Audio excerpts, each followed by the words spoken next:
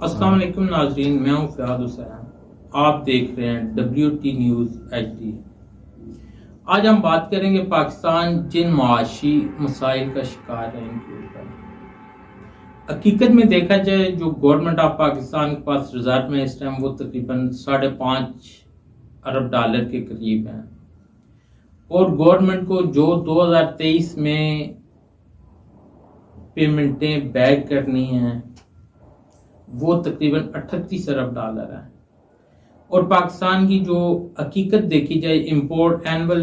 Import ہے وہ 70 سے 80 بلین کے قریب امپورٹ، اور جو ہم نے انٹرنیشنل مالیاتی اداروں کو پیمنٹیں کرنا ہوتی ہیں وہ بنتی ہیں $80 ارب کے قریب، جبکہ ہمارے پاس جو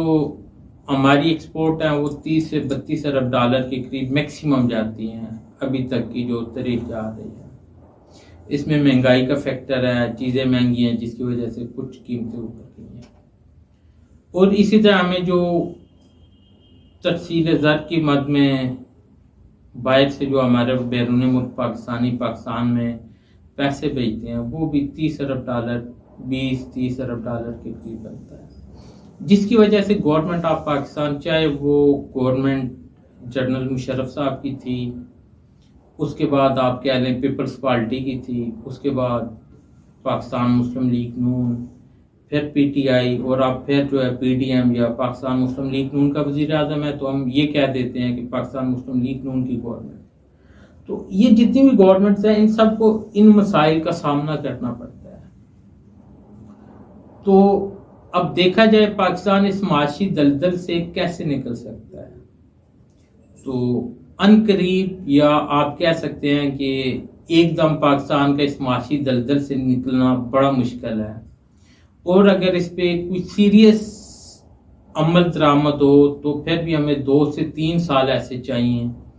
جو مضبوط معاشی پالیسی ہم لے کر چلیں کہ ہمارا جو GDP ہے وہ گروتھ کرے، ہمارا جو ٹیکس ڈیفیسٹ ہے وہ جو ہے برابر ہو جائے، تو اس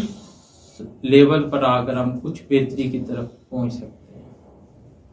اب حقیقت دیکھی جائے اس ٹائم پاکستان کا جو غریب طبقہ ہے یا عام عوام ہے وہ مزید ٹیکس پے کرنے کے قابل نہیں ہے،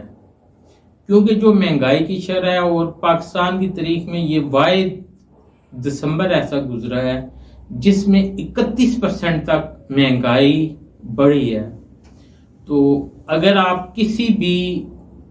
سرکاری ادارے میں یا پرائیویٹ ادارے میں کام کریں تو آپ کی جو اینول سیلری ہوتی ہے وہ نارمل 10 سے 15%، اور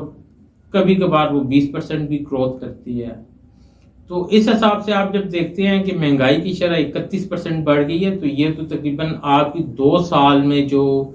آپ کی سیلری یا انکم میں اضافہ ہوتا ہے وہ تو آپ کا 1 ماہ میں جو ہے نا اتنا آپ کا بجٹ بڑھ گیا ہے مہنگائی کی وجہ سے۔ تو اب اس سب کے اوپر بات ہم جب کرتے ہیں تو میرے خیال میں ہمارے تمام جتنے بھی سیاسی لیڈران ہیں، چاہے وہ آپ پچھلی گورنمنٹ میں دیکھ لیں، جب PTI کی گورنمنٹ تھی تو تب مہنگائی مارچ جو ہے وہ مولانا فضل الرحمان صاحب، بلاول بھٹو صاحب، PMLN انہوں نے کیا تھا۔ ابھی 1 جنوری سے جو مہنگائی مارچ ہے وہ PTI کر رہی ہے۔ اب میرے خیال میں ان تمام سیاسی لیڈران کو سوچنا چاہیے کہ اس مہنگائی کی مین وجہ کیا ہے، اور اس کو کنٹرول کیسے کیا جا سکتا ہے، اور اس کو کنٹرول کرنے کا لائحہ عمل کیسے ہے۔ مہنگائی بڑھنا کوئی اتنی بڑی بات نہیں ہے، لیکن مہنگائی کے ساتھ جب تک آپ سورس آف انکم نہیں بڑھاتے تو یہ مسائل رہیں گے۔ اور یہ بھی ایک حقیقت ہے کہ $140 ارب جو پاکستان نے بیرونی دنیا کا دینا ہے یہ بھی کوئی اتنی بڑی بات نہیں ہے۔ انڈیا میں ایسے امبیش امبانی ہے، ابھی ان کا ایک نیا بنا ہے، تو اگر آپ ان دونوں کے ایسٹ دیکھ لیں تو وہ $200 ارب سے اوپر ہے۔ آپ اسی طرح باقی دنیا میں بھی دیکھ لیں، ایسے ایک افراد ہیں جن کے $300-400 ارب کے اثاثہ جات ہیں۔ تو میرے خیال میں اب گورنمنٹ کو ایک تمام اپوزیشن میں آپ کی 4 سے 5 پارٹیز ایسی ہیں جو اپوزیشن میں ہیں، جو خان صاحب کے ساتھ ہیں. جی ٹی اے میں 6-7 جماعتیں تھیں جنہوں نے مل کر اتحاد بنایا، وہ عمران خان صاحب کے ساتھ ہیں. اسی طرح جماعت اسلامی ہے، اسی طرح مسلم لیگ کاف ہے، اسی طرح پاکستان تحریک انصاف ہے. اگر ان سب کو مرج کر دیا جائے اور ان کو ایک پیج پر بٹھا دیا جائے کہ یار ہم نے